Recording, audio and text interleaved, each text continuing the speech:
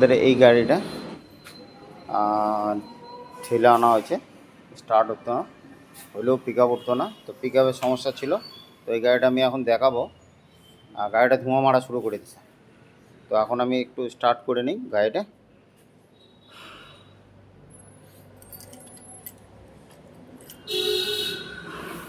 তো চাবিটা একটু ডিস্টার্ব করে,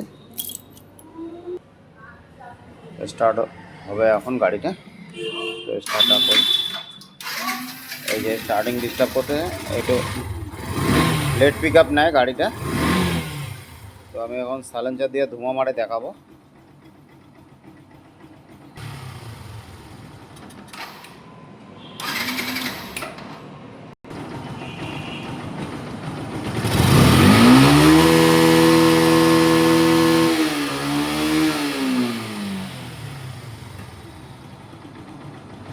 তো এই গাড়িটার ডিস্টার্ব এইটা ছিল না, তো এই ডিস্টার্বটা হয়ে গেছে। ইথানল তেল ঢালার পরের থেকে গাড়ি মিসিং ডিস্টার্ব শুরু হয়ে গেছে, আর গাড়িতে প্রচুরভাবে মানে পিক আপ ওঠে না। তো এই একটা গাড়ি। তো আমি আর একটা গাড়ি দেখাচ্ছি। এই যে এইখানটা আর একটা গাড়ি আছে, এই যে এই গাড়িটা। তো এই গাড়িটাকেও দেখাবো এখন।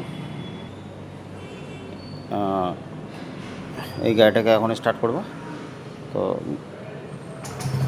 এই যে স্টার্ট হলো। এই যে অ্যাক্সেলটা ছাড়লেই বন্ধ হয়ে যেতেছে, এই যে অ্যাক্সেলটা ছাড়লেই বন্ধ হয়ে যায়।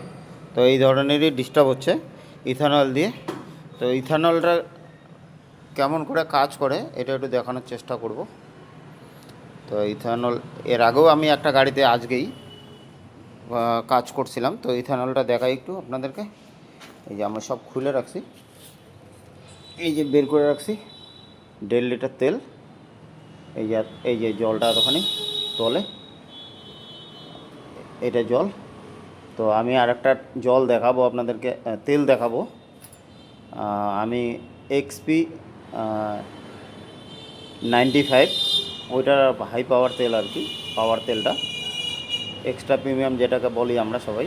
তো আমি ওই তেলটা আয়না রাখছি। তো ওই তেলটা আর এই তেলটার আমি ডিফারেন্সটা দেখাই কালারের। তো এইটা হলো আমাদের দামি তেলটা XP 95। এটা আমাদের দেখেন তেলটা একদম ক্রিস্টাল ক্লিয়ারের মতো। তো এই তেলটা দেখেন কত পাতলা, আর এই তেলটাকে দেখেন কত মোটা। তো এইটাই আমি দেখাচ্ছি কিভাবে তেলটা জলটা আর তেলটা কিভাবে মিশে যায়। তা আমি একটু কয়টা ঝাঁকি দিয়ে নেব এটা।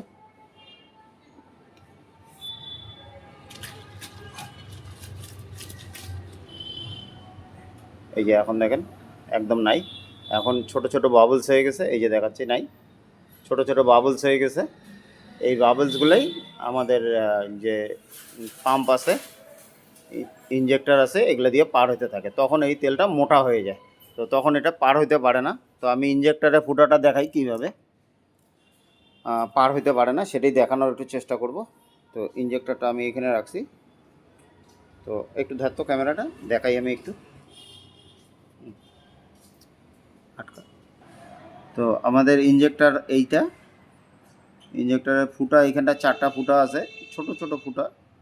এটা রয়্যাল এনফিল্ডের, দেখানোর চেষ্টা করি একটু এখানে। এই যে এখানে এই চিকন তারটাই ঢুকতেছে না, এই যে চিকন তারটা। তো আমরা ভিডিওটা একটু বড়, এই যে এটা ঢুকতে অসুবিধা হইতেছে। এটা হলো BS6 গাড়ির। আর আমাদের এটা পাম্প, এই যে এটা হলো পাম্প আমাদের। তো এইটা দিয়ে একটু টানতে অসুবিধা হয়, যেহেতু মোটা তেল টানতে অসুবিধা হয়। তো আমি সাজেস্ট করবো আপনাদেরকে HP 95 তেলটা ঢুকানোর। আর আমাদের এটা কার্বোরেটর।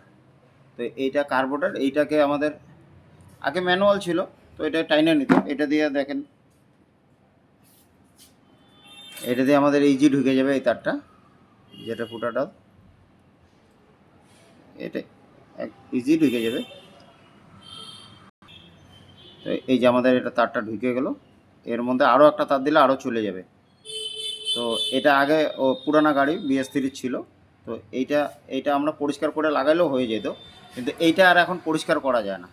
তো এইটার এই জলের জন্য তেলটা মোটা হয়ে যেতেছে, আর মোটা তেলটা পার হইতে অসুবিধা হচ্ছে, তো যার জন্য গাড়িগুলোর পিক আপ সমস্যা হচ্ছে।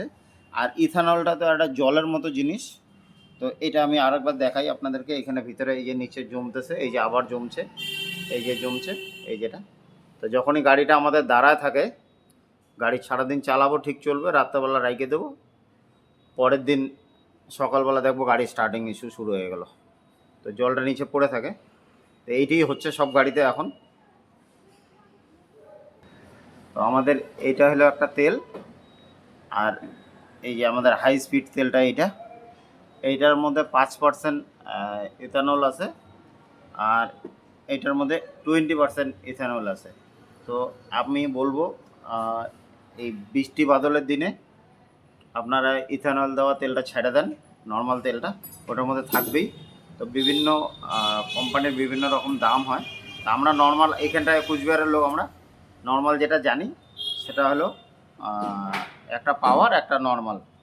তো আপনারা যে পাম্পে দেখবেন এইচপি 95 আছে, সেই পাম্পেই আপনারা তেল ভরাবেন, তাহলে আপনাদের গাড়িটা সুস্থ থাকবে। আর একটা কথা বলে দিই, এই গাড়ির এই যে এই তেলটার মধ্যে এইটু মরিচাও ধরছে, যেহেতু জল আছে ট্যাঙ্কিতে, থাকলে পরে জং ধরে যায়। তো আমি জং দেখছি, আমি দেখাবো আপনাদেরকে একটু জংটাও, মরিচাটাও।